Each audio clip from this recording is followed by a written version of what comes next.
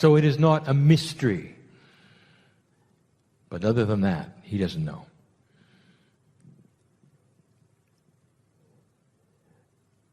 Dear ones, I want to do something that sometimes is dangerous to logic. And what I mean by that is your logic will take over. So it's dangerous information because your logic intercedes. I don't like to give you lists. And the reason is because you always make them hierarchical. Number one is more important than number two. Or reversed.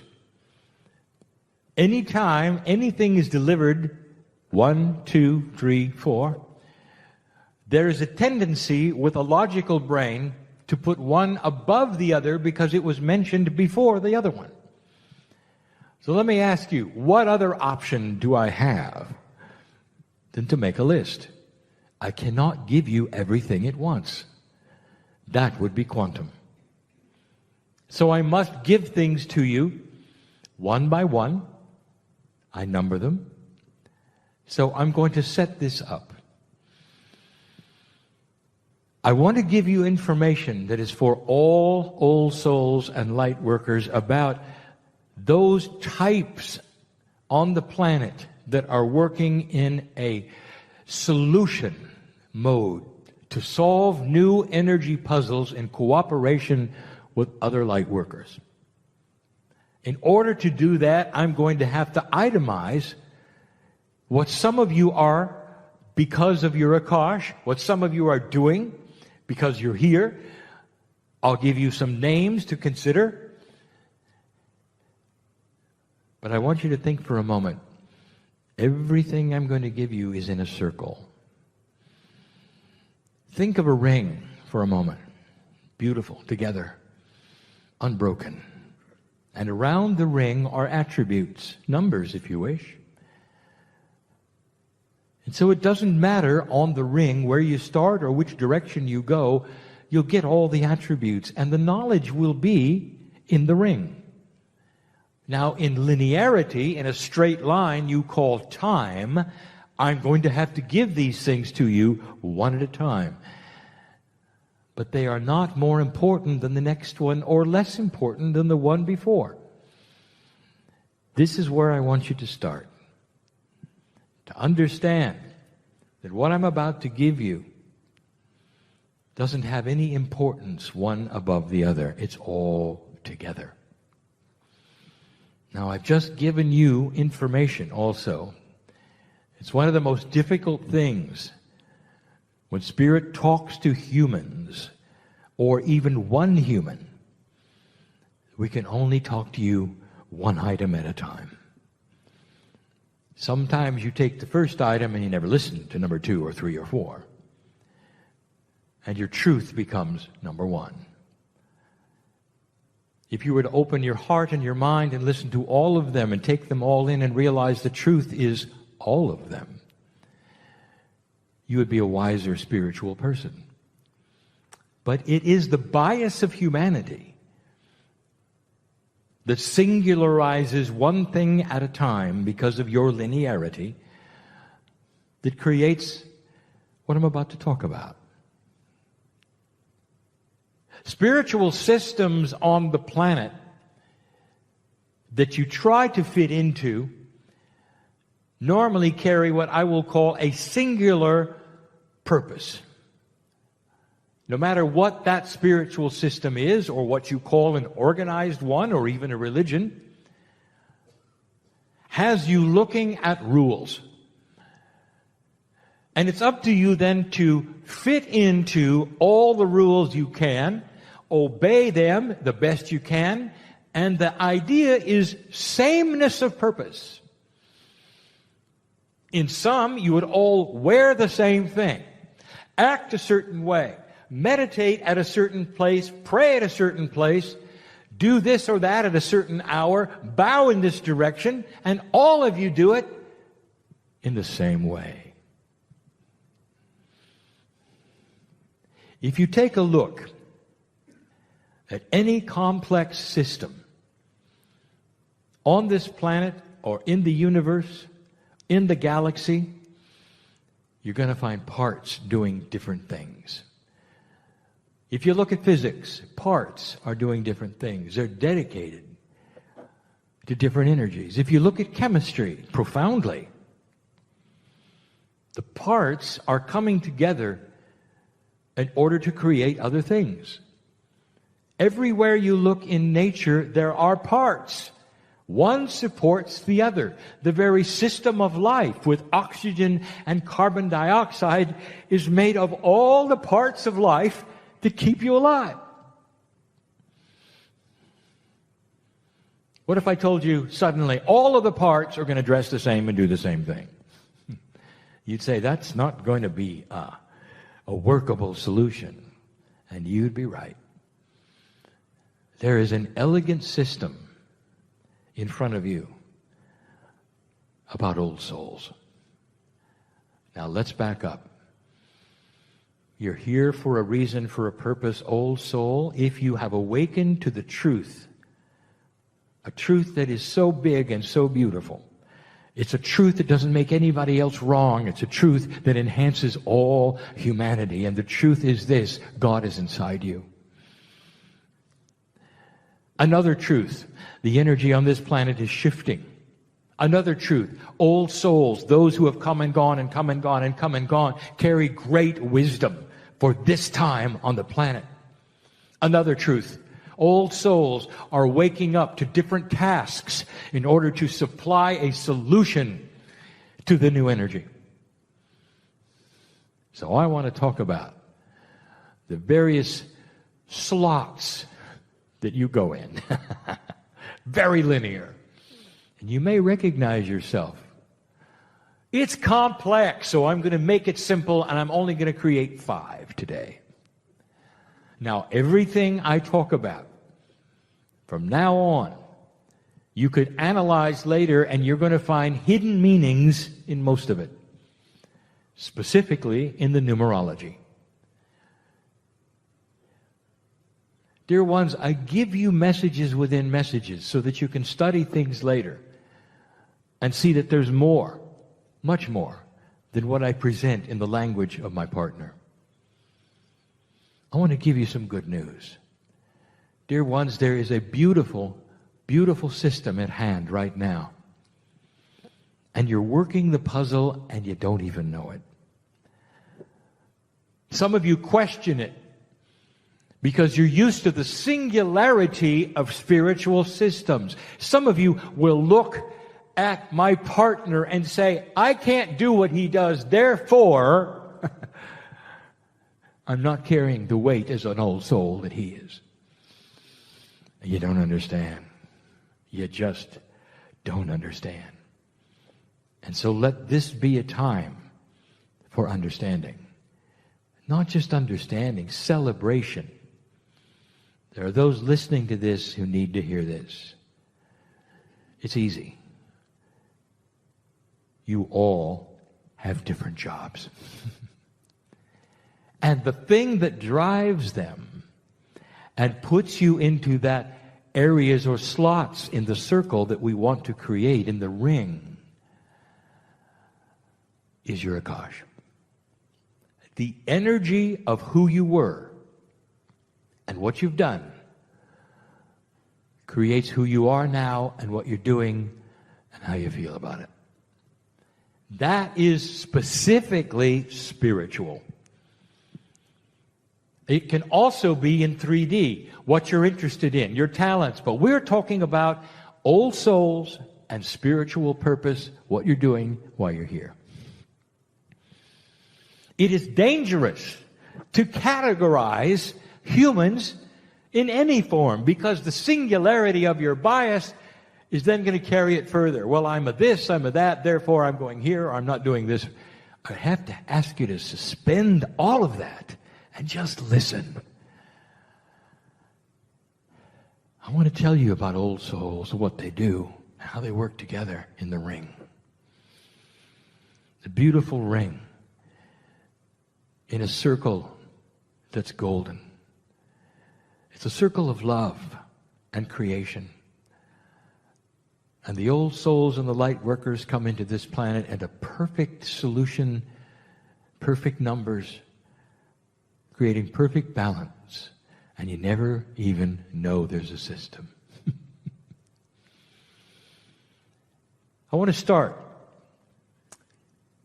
with my partner and those like him. I'll use terminology I haven't used before. Akashic entanglement. What do you know about the word entanglement? Very little, actually. It is a fairly new word created by your physicists. And basically it means a shared reality. If two things are entangled in physics, they both have the same reality, even if they're removed one from another in different places. It's a quantum expression. Shared reality. One who is entangled when they're Akash is sharing the reality of something that pushes on them from the past. And it's hard for them to decipher the reality of that which is earthly from the reality of that which is either in the past or on the other side of the veil. And so they are driven. Now there's a word in the universe, in the galaxy, in the solar system that is used in astrology. It is a metaphor. The word is Yod or Yod, Y-O-D. In astrology, it is an alignment of three things that is unique and special, that doesn't happen very often, that creates an energy of those born with that to be pushed and focused in an unreasonable way. They live and breathe what they think they need to do. And it comes from the Akash. It doesn't happen, dear ones, just because you're born. It happens slowly because you go into realization. You realize it. And this means that is unrealized becomes realized. It goes from the non-existent to the existent with conscious decision. In other words, if you choose not to accept some of these things, they'll never occur to you. But once you start the path of examination, they'll capture you in a good way and push you so hard that everything you do is about one thing. The category like this of Akashic entangled old souls are those who are pushed to do work. Some are channelers, some are authors, some are writers, some are speakers. And their lives are not normal.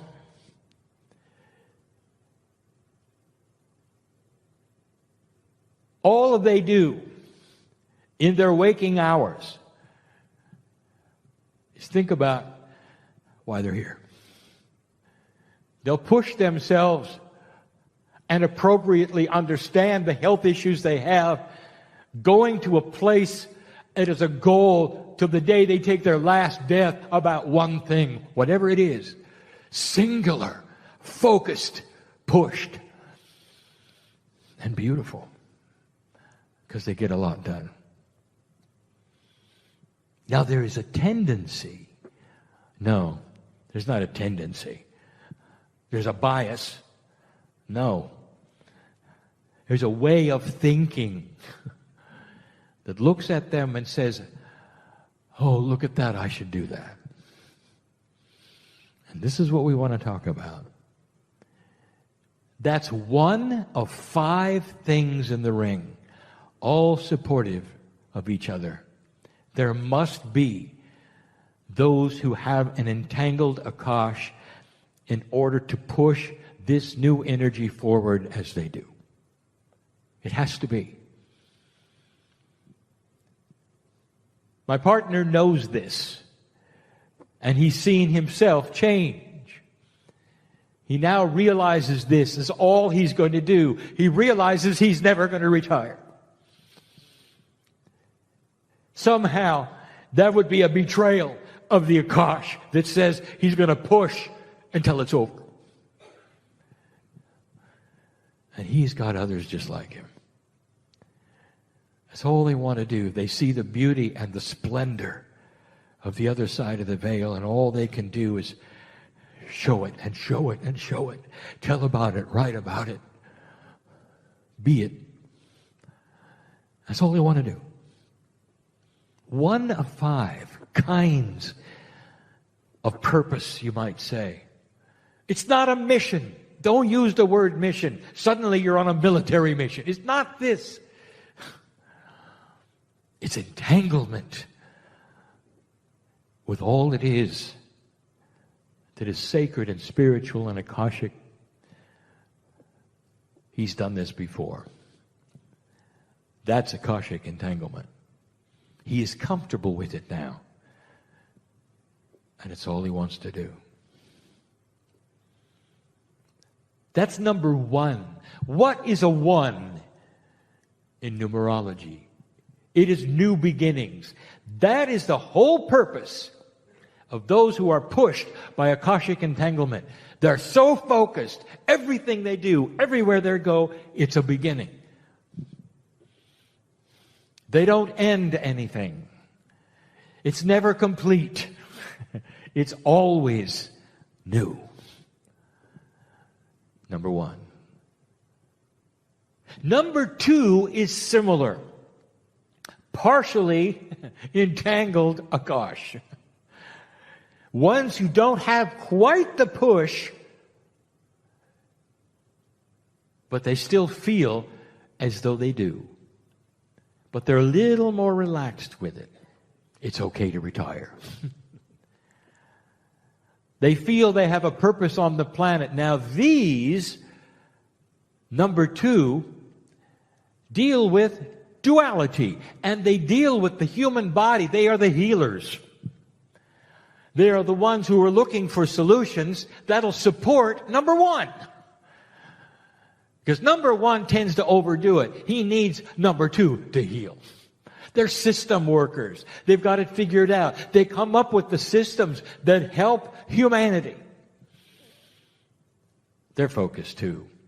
They've got a partially entangled Akash. They can remember, they've been healers before. They can remember the systems that they're working on they've used before. They are so sure of it. They want to write about it. They want to teach about it. It's so obvious. Layers and phases. And what it does is it ends up being a piece of the puzzle of the whole. But specifically, it helps number 1. It's a support group for humanity and number 1. Number 1 would push themselves without eating, unless they had somebody to tell them to eat. Number 2 would develop what to eat. There is a beautiful system of helping. It's like a Swiss clock where one notch fits in the other. The thing that ties these together, and I'm telling you even before I give you the rest of them, the thing that ties all this together is synchronicity. When I'm done and finished today, I will have given you 5 types. It's a tendency for you to say, which type am I? Did I tell you you could be 2 or 3 of the same? Did I tell you there's a crossover? Did I tell you there are gray areas? Did I tell you it was quantum? Don't try to fit yourself into these. Just know they exist, and they will fit to some degree. But understand this. Some of you have already experienced the synchronicity of being here, of listening, and understand you're part of the mechanism of this beautiful clock that moves around in your own time and fits. One fits to the other because you all support one another. Just wait. till I tell you about number 3. 3 is the catalytic number. It moves things. The very existence of number 3 is catalytic to anything that comes in contact with it. A catalyst is something that stays the same but changes what it comes in contact with. I'll tell you who these are. These are the meditators of the planet. And their Akash, their Akash is so comfortable because they can sit and meditate for days and they will come out refreshed. They will sit in one position. What are they doing? I'll tell you what they're doing. They're holding the energy of all the others together because their consciousness is steady. It's quiet. It's beautiful. It sets a stage that all the others feel. I want to tell you about this clock, this ring, that when number 1 comes to frustration, number 3 is part of him. He feels number 3. The meditative side is not part of number 1 at all. Push, go. And number 3 then takes it to another level. In a quantum way, shares it with number 1 and number 2. And they have peace and they relax. And they know all is well. Because number 3 is here doing their job.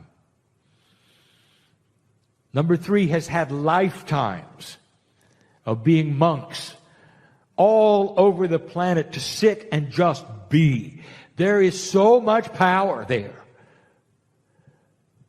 And as a light worker, have you ever, my partner listened to this, have you ever looked at number 3 and said, how can they do that? It's not for me. They just sit there.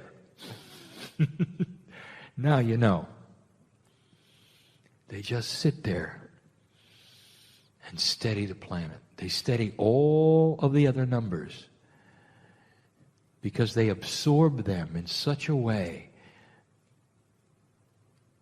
Now, I didn't say they were grounders, did I? That's coming. They're meditators.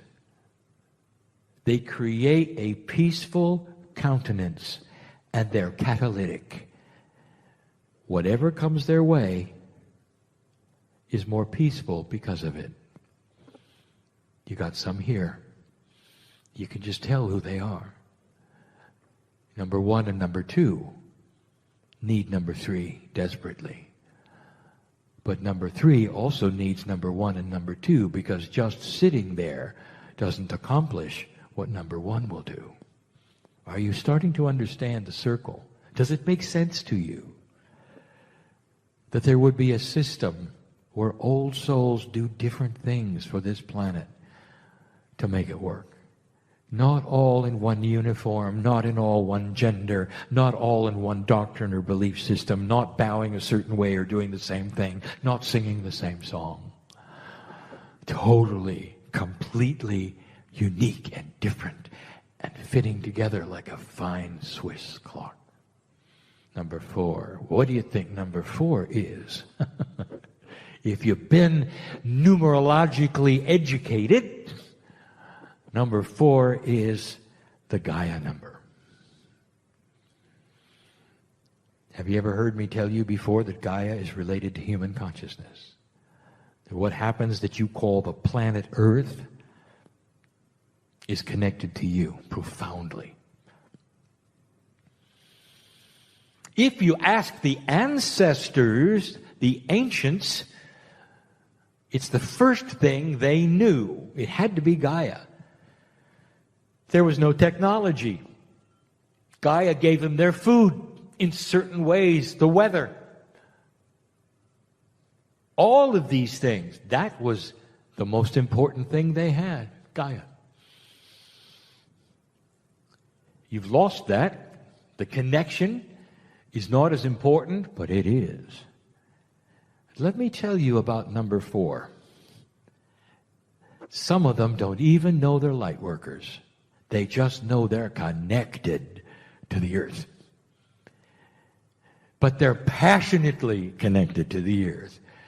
You can't pry them off a tree when they're hugging it. They need to be part of Gaia all the time. Question: dear Kryon, you're going to give us these phases, these parts, these compartments. Can someone change one compartment and be in the next compartment in one lifetime? Humans, why do you do this? Yes, you can do whatever you want to. Now, I want you to think about that. Can a number 3 become a number 4? Can number 5, which you've never even heard of, become a number 1? The system is in a circle. Of course you can. There are ways for you to pick up energies, to learn things, to move around. So it is dynamic. And that's the other thing that you're not going to carry around with you. As soon as I itemize something and you put yourself in there, it's forever. It isn't. Like you get in a box and shut the door. No. You're part of the circle. You move with it. You know who number 4 is also? An animal whisperer. An animal lover. Someone who can literally speak to that which is the consciousness of animals or understand them. One who will then talk to the plants and actually feel the plants have something to say. They love the planet. That's number 4. Now, if you're number 3 and you're contemplating your navel for 3 days, you're not going to really understand the gardener who gets up very early and plants things and loves it, just loves it. But if you're in a circle working together and you're intermingled, maybe even entangled a little, then you're all helping one another and you all have a piece of your specialty. Did you hear that? It's part of a grand system. The animal whisperer is whispering for number 1 and 2 and 3. And 3 may not hear it or know it, or 2 or 1. But it's happening. It needs to be. Because human consciousness is connected in quantum ways, not isolated. You think you have one soul doing one thing? My partner showed you today that the confluence of consciousness is what moves things. Not 1, not 2, not 3. It's a confluence. It's mixed together. If I'm telling you there's a ring of workers that help one another because they intermingle their consciousness, but they have specialties, that is you. But when you put it all together, it creates things. This is what a quantum system is like. Made of many parts that mix with the other parts, and some of you don't even know you're mixing. It just is. You get help from those who are meditating. If you're not a meditator, they become part of you. The whole is stronger than the parts because of it. That was number 4. Oh, there are so many 4s. It calls to you. Some humans never move off the peg of the love of the planet Earth, and they won't even call themselves an old soul. They're just an earth worker. They don't even know about their Akash. They just know for some reason all they want to do is be with nature and the animals. That's all they want to do. Never realizing that it's shared with number 3 and shared with number 2. And the one who's working on systems is also hugging the tree. And that Gaia is felt in all the departments because of number 4. That peace is felt in number 4 because of number 3. Because the one is doing the work and sitting there for hours and hours still and meditating and peaceful for the rest of them. For the number 1 who's going out and pushing and pushing and pushing, it's to change the planet for the rest of them. You're beautiful. Number 5 is the last one for now. Change. Who is the biggest changer of the planet? Well, it has to be number 1. It isn't. Number 1, she does her job, he does her job in ways that's so focused and pinpointed that it's going to take years to make a difference. And then only to certain people. No. It's number 5 that makes the biggest difference. Number 5 has more old souls in it than any other department. I'll call them the anchorers.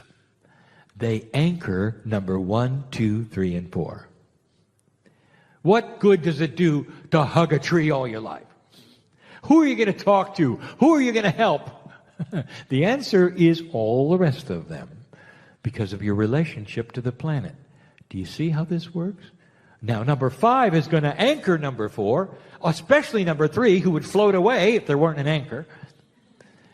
And number 1, who doesn't even want to stop to smell the roses.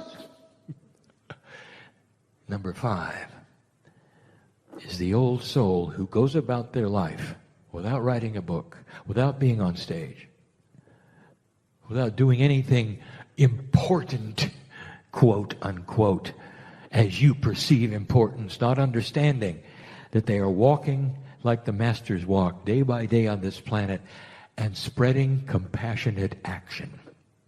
Compassion, the key word, we've used it over and over, is that which this planet needs to change. And by your actions and those who see you, this planet moves.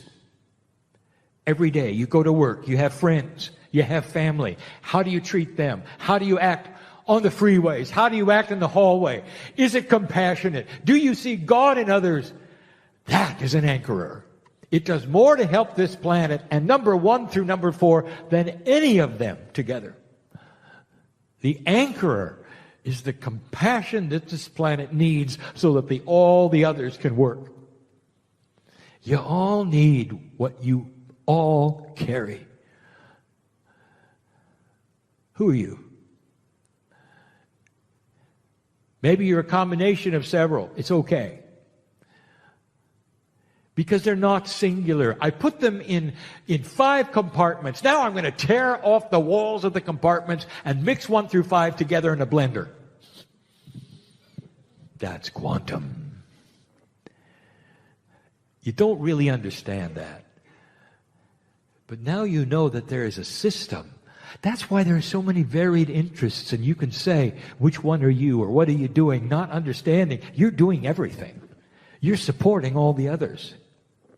Number 5, I want you to listen to this. What you're doing by simply walking this planet in a compassionate way is critical. Without this, 1 through 4 won't accomplish anything. Number 1 can pound the message home to an uncompassionate earth, and it won't matter at all. Number 2 can have systems and healing to an uncompassionate earth, and nobody's going to hear it. Number 3 is going to sit and ohm for years, and it won't do a better good to an uncompassionate earth. Number 4 can hug all the trees they want to and be connected with God, but unless there's a compassionate consciousness on this planet, nothing will change. Number 5, it seems like I'm saying you're most important. Not really. You're just important. When you leave this place, think about this. Every action of kindness and compassion you have that is outside of the human nature that you've studied and said was correct, or that you learned in psychology, everything you do that is compassionate changes those around you. You're noticed. People notice because that's not the norm. Have you seen the television programs that those who market television programs in an old energy think you want to watch. Let's tune in and watch families argue. As though you didn't have that already. You have to have some more. How about a program? Let's tune in and watch compassionate things happen. Let's watch people being nice to each other and victories happen and tears of joy and compassion because people love each other and do things that they didn't expect. That those most benevolent outcomes. What kind of a program? Would it work? It will someday. If you look at the marketing of today and what's happening today, you see an old energy. It's still there. That's why you stick out when you're compassionate. People don't expect it. You're standing in line and you see a stranger who has to do something before you because of their schedule, and you move away and you say, come on, get in here. And they look at you and go, are you real? That's a small little compassionate thing because you're looking to see the needs of others, comparing them to the needs of yourself, realizing what you can do for a most benevolent outcome and help their synchronicity. That's mastery. That's mastery. Number 5.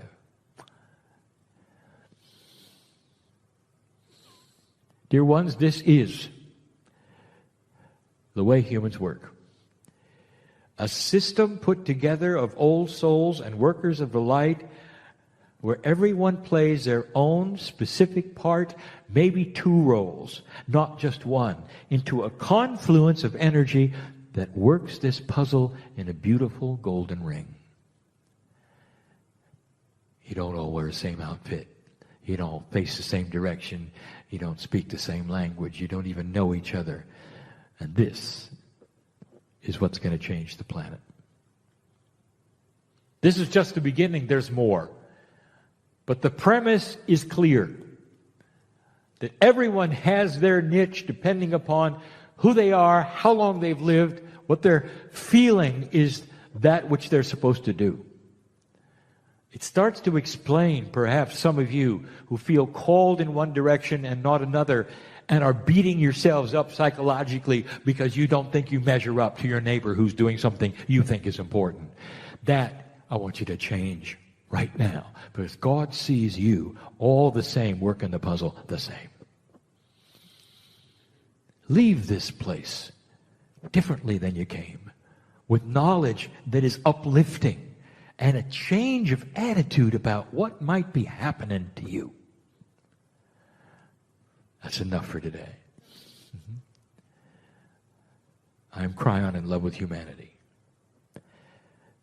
And so it is.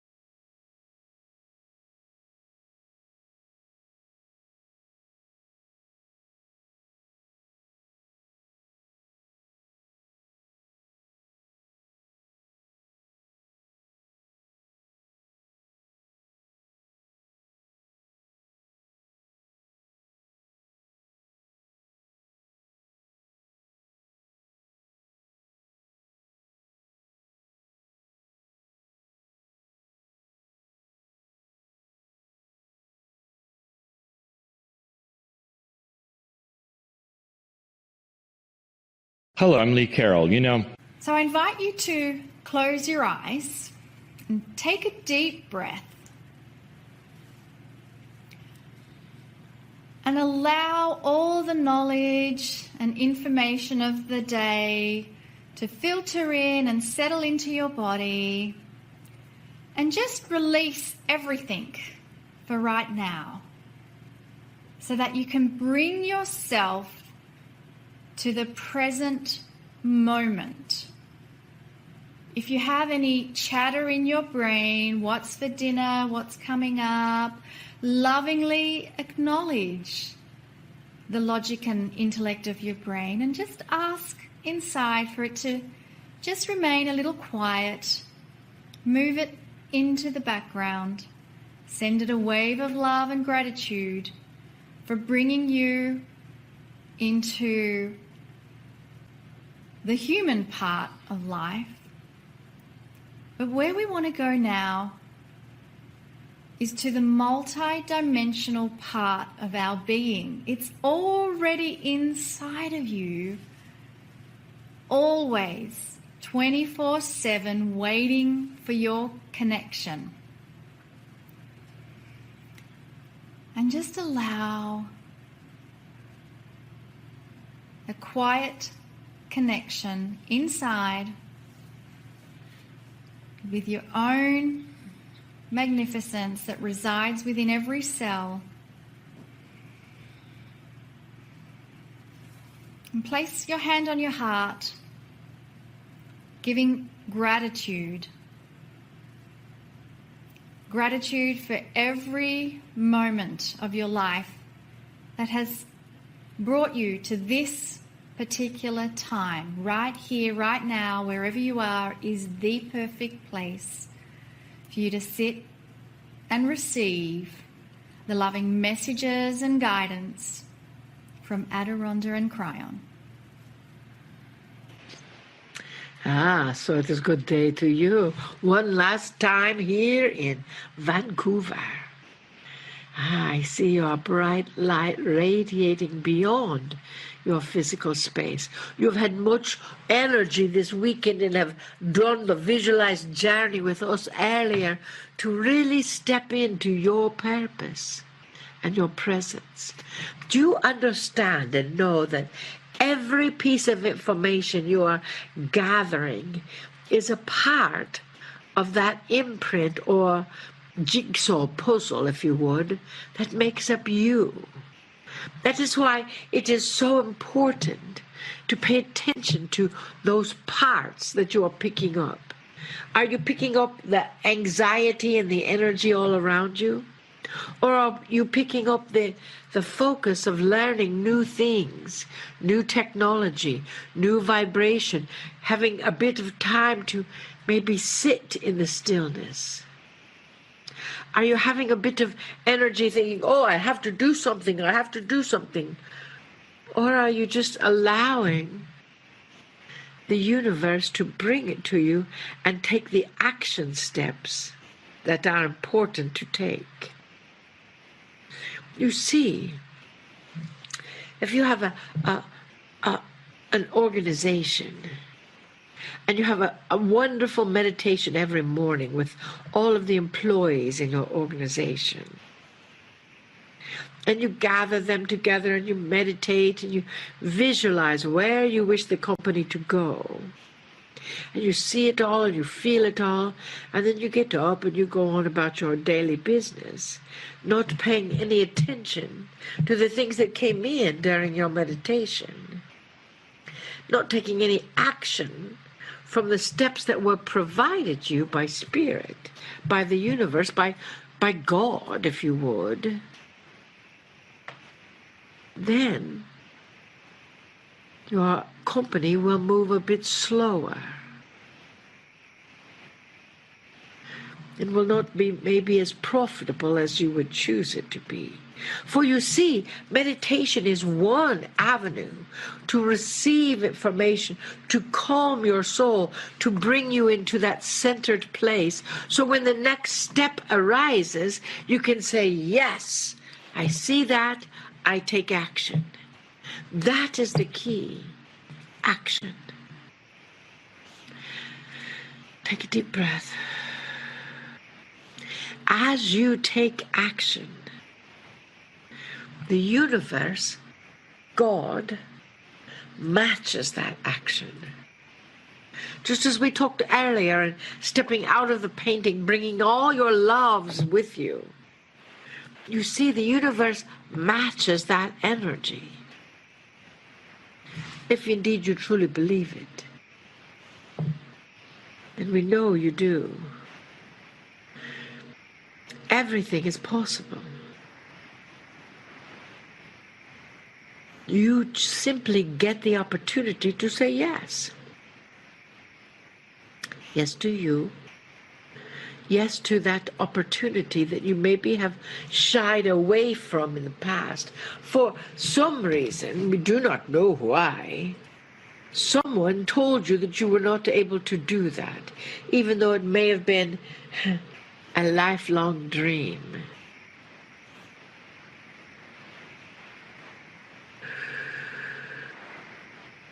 It is a lifelong dream. It is an energy of love, of light, of presence, of clarity, of understanding. It is an energy that is you stepping out of that picture, magnified in color, magnified in intention. So we ask you, what are you stepping into? Are you looking at the television all the time, trying to avoid stepping into anything? Are you sitting on your sofa in meditation, visualizing everything, but not ever getting off that sofa to take action? Are you seeing all of your website and your energy and the information that you're having your living with, but you're never quite believing that it is actually yours? That is why we ask you to do the soul work. You know, people all the time ask us, where is their sweetheart? When is their sweetheart going to show up? We should have a singles group with Kryon and Adirondda and bring all the sweethearts together and let them just pick out each other. Pick out the one that is their sweetheart. And yet, even if we did that, if you have not done your soul work, if you have not searched for your patterns and your programs and the energy that is holding you back from living a wonderful life that you have always chosen to live, then you'll be selecting an individual for your sweetheart that will carry those old patterns to reinforce them or to bring them back to you to see if that's really what you want.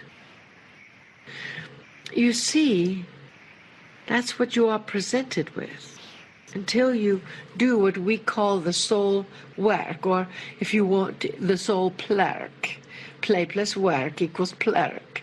So as you have that soul plurk, you are evolving. You are evolving into you. And as you indeed evolve into you, you will automatically magnetize to you the perfect job, the perfect house, the perfect sweetheart, the perfect community. Because you are living in that vibration. You will magnetize towards you the perfect colors of your painting, if you would. And it is a power-filled magnification of you.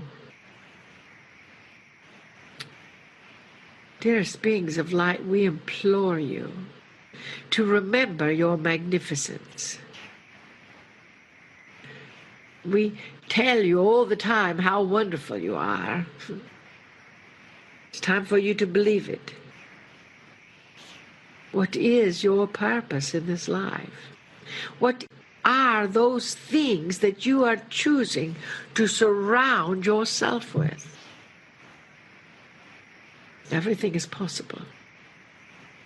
Set your intention and step out of your painting and bring that energy with you. And then when you see the next step before you, take action. Take action, dearest. Because action turns a dream into a vision, into reality.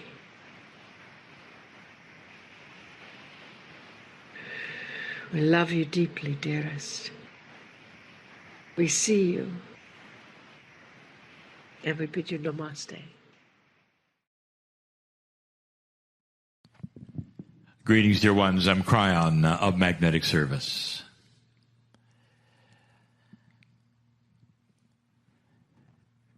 This is the fourth channel of this particular weekend. And the channel accompanies an idea. The idea is this: that the human being has not been exposed to a full truth. And the portion of that which has not been exposed comes with consciousness evolution. And that is what is at hand at the moment for humanity. Especially those who would consider themselves old souls are starting to receive information that has always been there, but has been at a level which has been difficult to imagine is even there. The levels that are there, you have had exposed by so many gurus, or perhaps intuitive healers, or those who can read your Akash, or any of those that go beyond that which you consider reality. And that's what's going on. That theme will continue right into that which we call the Circle of 12. Because it's an exposure of new energy. Not really new energy, but new to you. Or at least energy you didn't expect. And the kind of energy that I'm talking about will be that of enablement. Enablement. Where everything that you have done so far, it brings you closer to that which is your higher self, or even the spirit of the Creator, becomes enhanced and more powerful. It makes all the things that you've been trying to do, all the prayers you've given, so much more succinct and coherent with that which is all that is. Kryon, you speak in metaphors. That's because you don't have a multidimensional sight yet, dear ones. You live in a very small and shallow reality compared to the real reality that is there. And we've discussed that even in these last 2 days. One of the attributes that's so interesting to many is the reality that you live in compared to perhaps the next dimension. Esoteric people constantly are pushing the envelope. In reality, they say, well, this is real, but we can go beyond that and we're moving to this or that dimension. Even you, folks, even you, dear ones, really don't understand that you're not pushing into the next dimension. You're pushing into all of them. You go from that which is your reality and you step into something you didn't expect. And that's the majesty of the creation of you, your soul. So let's talk about something that is a little more personal. I want to talk about transition. Transition from one reality to another, but not the Circle of 12 transition. I want to talk about I want to talk about the transition to the other side of the veil. I want to talk about death. It's such an ugly word. Death. That whole idea of death carries with it a termination of everything that is. And it isn't. The word is not a good one because it carries such a finality of something beautiful and wonderful called your life. It carries with it the the idea of the sorrow that those would have around you, because you go from existence to nothing, seemingly, in that word. And so many will go into the words of transition, the crossover, whatever it is, to better reflect what humanity actually believes. I've said this so many times before. Are you aware that most of the planet, starting with the indigenous, going all the way into all the other cultures, including the most modern that you have, being the Western cultures, all of them, almost entirely, believe that you go someplace when you die. That is intuitive, dear ones, because it's built into your soul. No matter what that belief system or the religion you have has you moving into another place when you pass from this one. That's very telling, is it not? It's an agreement, is it not? That something happens past death. In other words, it's not the end. But it's the end of the corporeal self. Those who start to understand the system of life on this planet realize that you rejuvenate lives.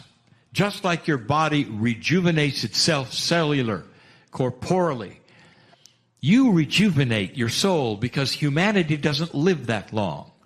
You come back and you work the puzzle of light and dark on this puzzle, on this planet. You work it again, but you're not gone. The difficulty for you, dear ones, is that the human being that you love goes away. But I want to tell you that even that is not so. The only thing that leaves is the body. That really is the only thing that goes away. I want to give you something to think about. The crystalline grid of the planet is a grid that remembers emotion. It stores already, you know this, it stores your Akash as well. We have given you this over and over, how the crystalline grid works, what happens at the cave of creation, how your Akashic record belongs to the planet. The planetary Akashic record of your lives belongs here. You leave it when you go away, you pick it up when you come back. It goes on to you. It's part of your soul, of your remembrance. It belongs to you. It continues.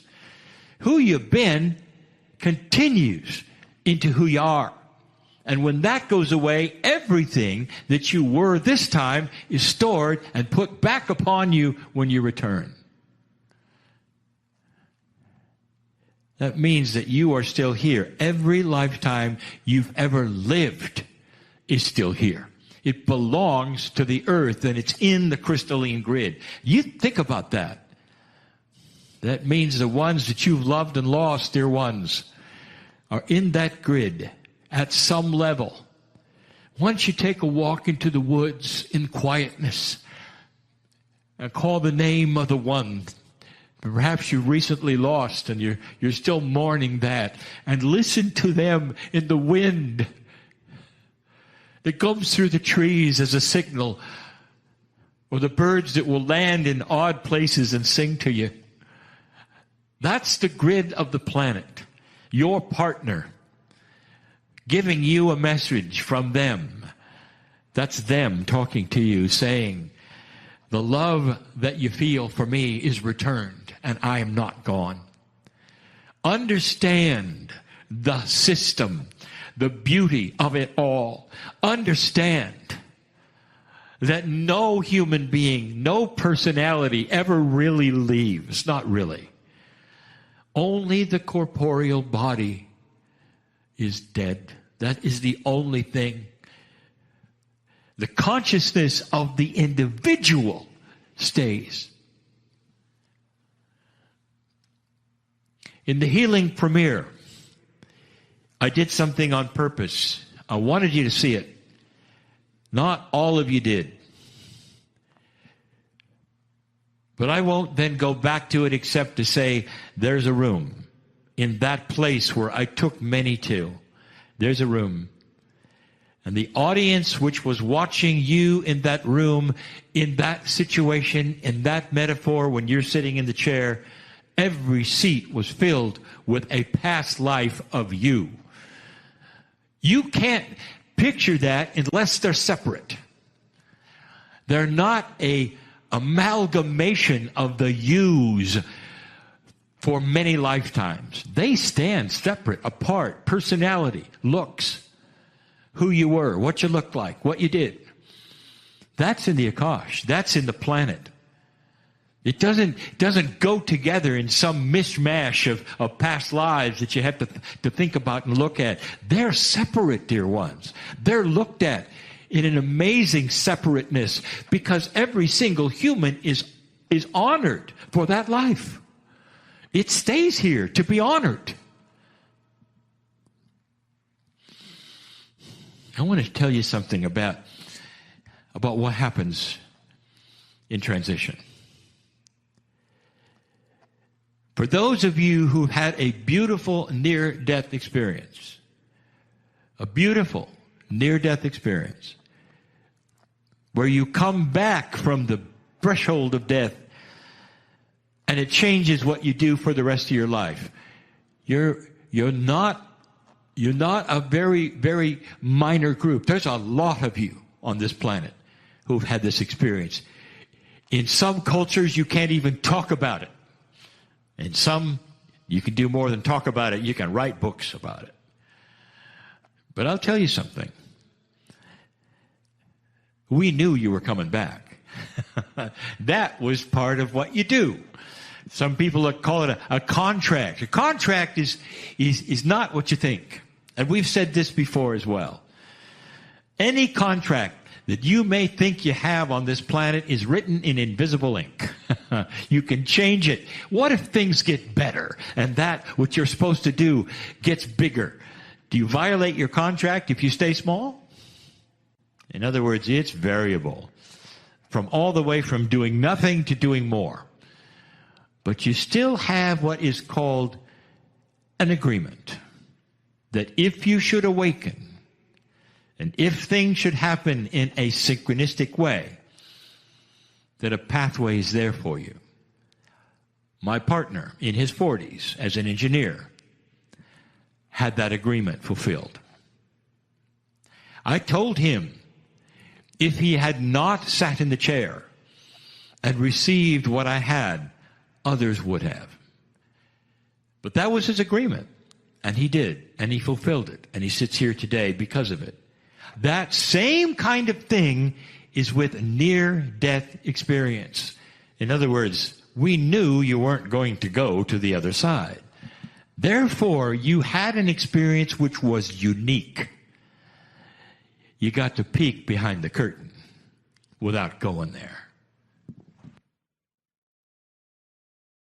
You ever think of that? So you really weren't near death, not really.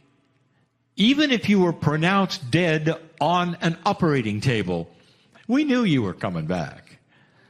And so we got a chance to meet with you briefly so you could see the reality that you don't have now. So you could experience the unbelievable rush of awareness when you peek behind that curtain. And you go, oh my, I had no idea. And that, dear ones, is when you didn't want to come back. Because you saw the majesty, the beauty, the light of God. And you were there in it and belonged in it. And your friends were there and all of the things that you'd ever thought could be were there. And you didn't want to come back. But you did. That experience was a quick one. Didn't last very long. You might have thought you were gone for a long time, but those around you say, well, you came right back. We almost lost you. And that's that moment of disappointment you had. Oh, I'm back in my body. I'm not where I wanted to be. That entire experience, we knew about it in advance. That was your agreement. What you did with it is your choice, but it wasn't death. Let me tell you about the transition. I give you these things in all love for two reasons. Number one, that those who might fear the transition won't anymore, and that the ones that are left behind right now, of those who've had the transition, will understand and breathe easier, perhaps even have peace over the entire process. Known by God you are. And when the transition starts, it is a little slower than you think. In order to go from a corporeal consciousness on this planet or any other planet, there has to be a time of transition, adjustment, where things start to move in directions I cannot even explain to you. So many multidimensional processes are at hand to bring you into the light, so that you don't just pull back the curtain and take a peek. You become the curtain. You become part of the whole, which is the Creator. Your soul indeed comes together with all of the others for a while in what we will call the soup of God. And family is there. It takes at least 3 of your earth days for this to happen. This is so intuitive that so many of your belief systems actually have that rule, that there has to be a certain number of days before this or before that, and it has to do with transition, with death. That is how intuitive this is all around the planet, that it would be part of protocol and doctrine. It's real. It takes at least 3 days. And at the end of that time, there is then a coming together in a way that I cannot explain to you, of all the pieces and the parts that were not part of you when you were here. The pieces and the parts that you missed, that were grand, that were part of all that is, that creates divinity. There is no judgment, dear ones. That is something you created to serve you in so many ways. There is no judgment when you go back to the creative source. You have the grandest, what we would call, party of all. That is a metaphor, but you can imagine what it might be like to have your consciousness as you have it right now awaken in a place that is magnificent. You don't even have eyes, but you have eyes that can see all the dimensions, all the forms of light, any form of sound. Can you imagine what that might be like? No. You live in black and white, and color appears. You think you have sight, and you have a million eyes. You have a million ears. It seems like there isn't anything you can't do in that time, because you now are so much a part of the creative source of God. That's what happens. And, dear ones, you are connected, listen to me, you are connected forever with the one thing that cannot be destroyed in passing. And that is the love you have for the others who've been left behind. Did you hear that? You don't go off into a place that is so far away from who you've left behind. You just don't, and you never did. Being in a multidimensionality is also being here. This is part of the dimensionality. Those who've lost loved ones know that you get the dreams, you get the visions. You could even smell them sometimes. That ought to tell you they're not gone. They simply changed. That's all there is. Not only that, they're still part of their remembrance in the crystalline grid. Death is not what you think. It just isn't. And then after an appropriate amount of time, and every single soul is different, comes the reincarnation, as you have called it. You come back. But you don't just come back. Hard to describe, yet again. Let me ask you something. Your soul is huge. Do you think it's simply right here on the earth right now as you walk around, or is there a piece and part of it on the other side of the veil? Think quickly. What's your intuitive answer? Of course there is. So if there are pieces and parts on the other side of the veil, are you aware they might be in a planning meeting discussing who your child might be when they come back, or who you might meet, or all of these agreements that souls have when you start to cooperate in coherence with the reality that you have. In other words, you are able, through your consciousness and intent, to steer yourself into a place that is benevolent and has good things there, including your healing. We've told you that before. What a concept. You create your own reality with your intent. But it has to do also with agreements you're making with people who are alive on the planet. Their soul is also on the other side of the veil. Are you getting the picture? So here you are on the other side of the veil, meeting with those, having an agreement with those of how best to serve the planet when you come back. What family you will be in, what culture you will be in, most often the same one you left, so you're comfortable.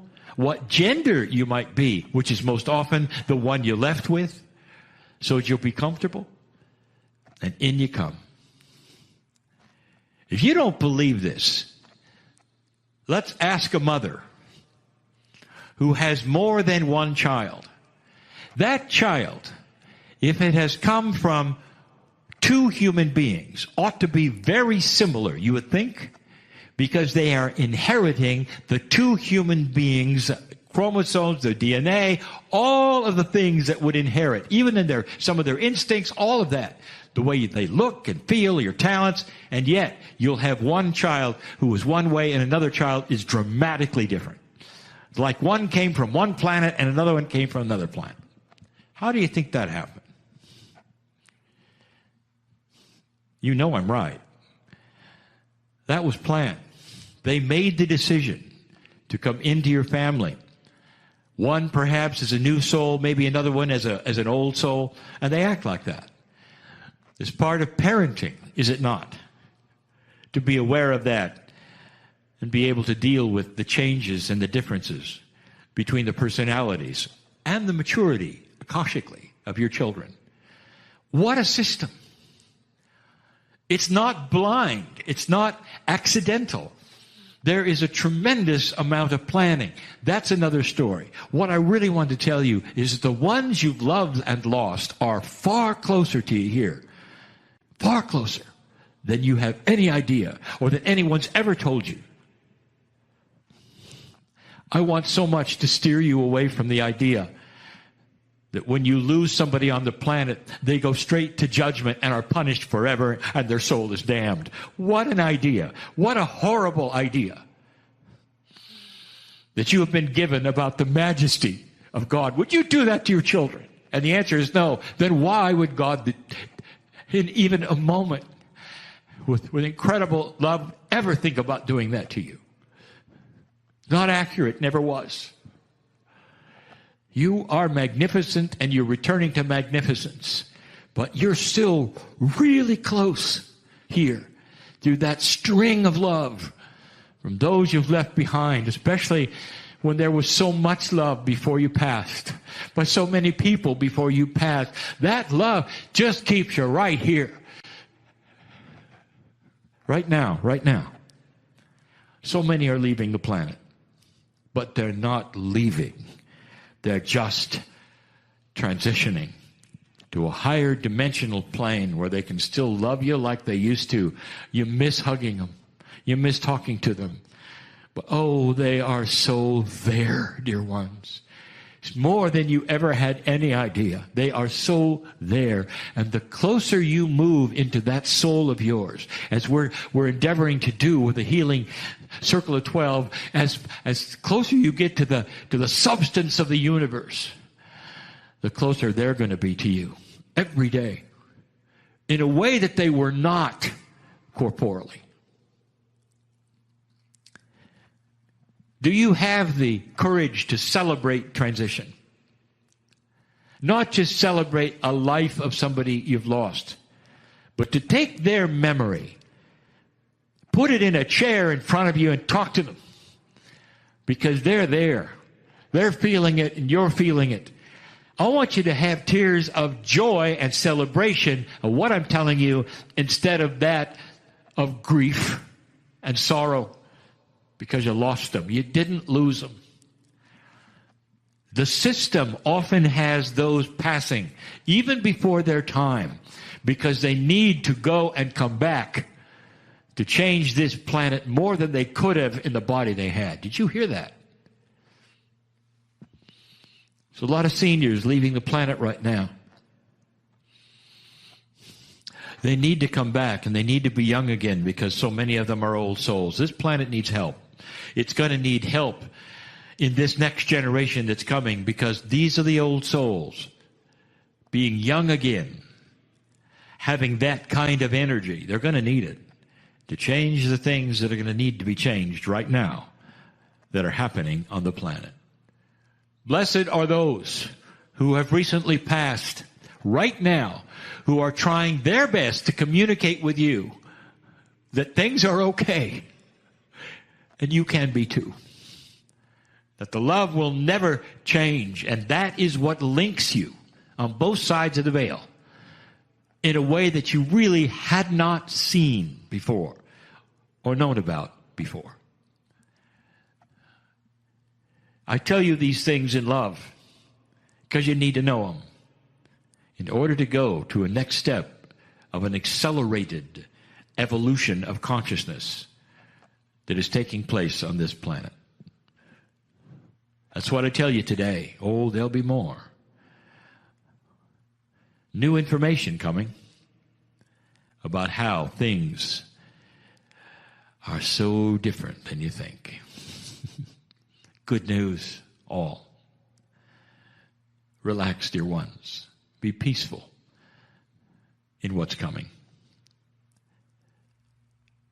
And so it is. Hi, everybody. Thanks for watching this. I wanted to tell you this is a little time sensitive. I invite you to take a deep breath and slowly, as you exhale, allow all the tension in your body to dissolve and melt away. And let us quiet the questioning logic and intellect of the mind. Let us gently talk to it. Say thank you for always being a part of me. And let's quietly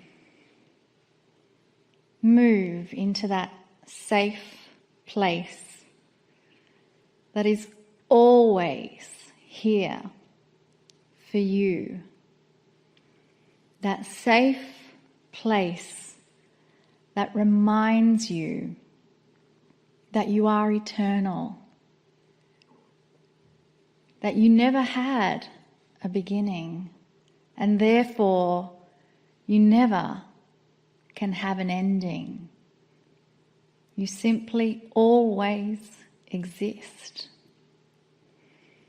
And in this beautiful place of infinite existence, let us acknowledge the wonderful messages that we can now receive from Kryon.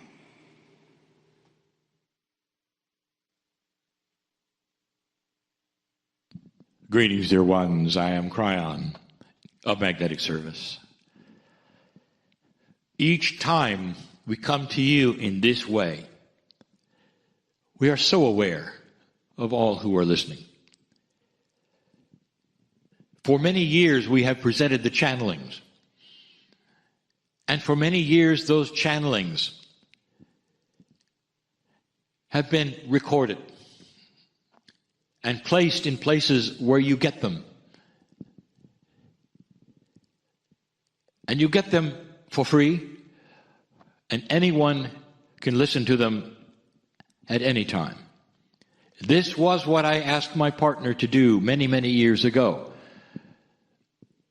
And all the time that we have done this, I have told you this, that in a multidimensional state, it doesn't matter whether you're watching or listening to that which has been recorded or not.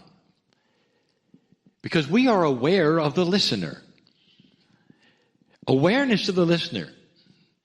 If you are listening or watching this, in a time that it was not broadcast, a year later, we see you there. We know you there. You're part of the family. We're always with you. You're never alone. The fact that you have given intent to listen to this in your now, it's our now as well. Your eyes are here, your ears are here, your consciousness is here. We have a compassion for this. This is the compassion of the creative source. We know you. So this is live, no matter when you listen to it, no matter when you see it. And that is what we always wanted to say to you, so you understand. It's the awareness we have of you as the listener that makes it so profound. This is the last of 4 channelings on that which is compassion. Now, we may do some other compassionate kinds of explanations in the future, but these 4 are the ones we wish to give you at this time for you, for what's going on the planet right now.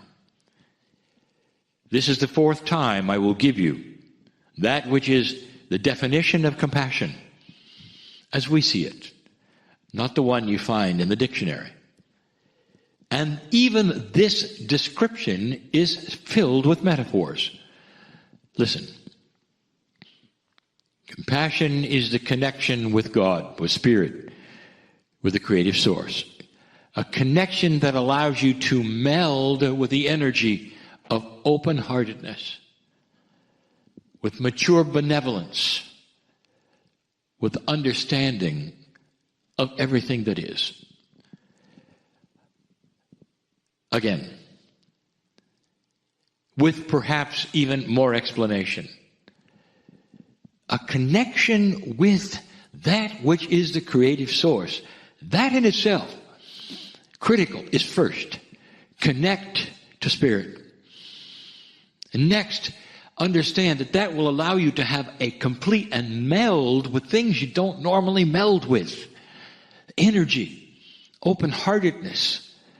Perhaps some of you feel you're not necessarily that way. You would be if you connected. Open-heartedness, mature benevolence, not simply benevolence. Mature benevolence is that which comes from old souls, which have seen it all and are arriving now at this time and understand what the difference is between simple benevolence and been there, done that benevolence. Mature benevolence. And finally, understanding of what you're seeing. That's a big one. There are so many who don't understand what they see because they only see it in 4D. And those who are multidimensional have a second sight and a third sight, an understanding sight, and a peace that happens because of it. That's compassion.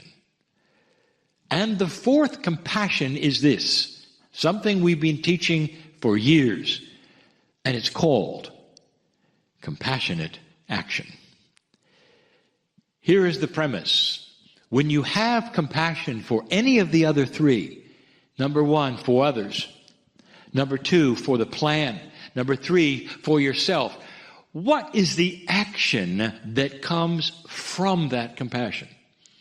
What do you do? Compassionate action is something that doesn't always happen. It's not automatic. There are many who simply have compassion. They feel certain things. They develop certain compassions, certain kinds of, I would say, perceptions around it, and that's it. And it stops there. And there's nothing wrong with that. But there's the rest of the story. If you have compassion for things, people, situations, for yourself, for the plan, what's next? What follows that we call compassionate action. What if there were really two parts to all compassions? And there is this, the understanding, the realization, you see it, and then you do something. Now that something that you do can be almost anything that is also compassionate. Let's give an example.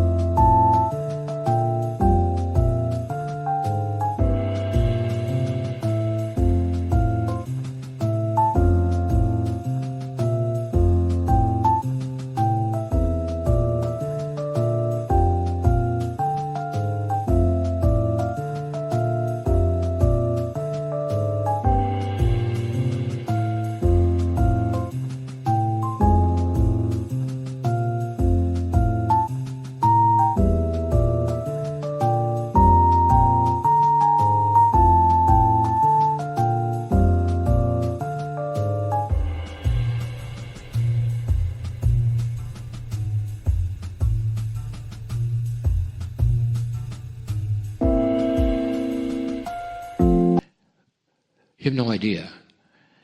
Every single time you open your heart to speak to Spirit, we're there. So you see this person, and what do? What if you were put your hand on your heart, dear Spirit, give this person peace and strength. I see them being hugged by God. I see them understanding more about what has happened and not having it affect them for the rest of their life. I see this mother who has lost their child. And I see that mother, perhaps, dear Spirit, you will allow and send the energy of love so she is comforted. Nothing can eliminate that which has happened, but her reaction to it for the rest of her life can be mature benevolence, where she sees it and it doesn't control her or make her cry every time she thinks about it. But instead, dear Spirit, let her feel loved and understand. And so your reaction then and your compassionate action is instantly to say a prayer. To say, dear Spirit, give her love, send her love, so she can feel it. And maybe it goes further. Dear Spirit, let this person find light in places that person doesn't expect. You might see that there is an individual who hasn't lost anyone, but is always sorrowful. It happens. Always perhaps depressed. It happens. A person that can't really see light anywhere, and you have compassion for them because every time you're with them, you think, I wish so much that they could improve. I wish for them, and I wish you can do more than that. Compassionate action is you going into that which you do so well, a connection with Spirit to help them balance. Dear Spirit, let them find that which I found. Put something in their path that they can't miss, like you did with me. Let them find it in their own time, with their own choices. But put things there so they can find peace where they don't have peace now. So they can understand that they don't have to worry all the time. Some of you have had these things put in your path. My partner has a name for it. It says, made you look. With free choice, you make the decision that says, what if there's more than I was told? What if all of these things, this strange idea of channeling, the strange ideas that Spirit has a magnificent plan, all these, what if this had substance? Substance past what you were ever told by any spiritual leader on the planet. What if it goes further than that? What if you are magnificent? Then you say, oh, and it brings you here. And you start studying the things that will lengthen your life and heal your body. And then you turn and you see someone who hasn't got a clue. And you say, oh, if they only knew. If they only knew. And you'd have compassion. And now you start the prayer. Or the visualization, if you visualize, even the feeling. Dear Creative Source, I know you love this soul. Put something in their path to make them look. With free choice, if they will or not, and if they don't look the first time, do it again and again, so maybe they can see light and find the comfort that they could have, like you did with me. Like you did with me. Compassionate action. What if there is an action every time you feel compassion? When you feel compassion for the plan, which we told you about before, part of the 4, what would be the compassionate action? How about this? You drop into your heart. You say, Dear Spirit, thank you for all you put us through to bring us to this point where we're starting to climb that ladder by ourselves of enlightenment, starting to clean up our planet, our societies, our culture very, very slowly, so that there will be no more war. So that we'll start to understand each other and how to work with each other better. Thank you for that. Could it be that compassionate action is thanks? Yes. Every single one of you can figure out what would be the action you would take that would be most compassionate after you have the compassion. Yes, this is advanced. And that's why we presented it to you last. I hope you've understood these 4 areas, and if you have not, you can always listen to them again. These channelings on the Healing Wednesdays, the channelings will also be available for all to hear, not sequestered only to the membership. But you're hearing them first, and you're hearing them now and in your real time. As I said, we know who's here. I'm Kryon, in love with humanity.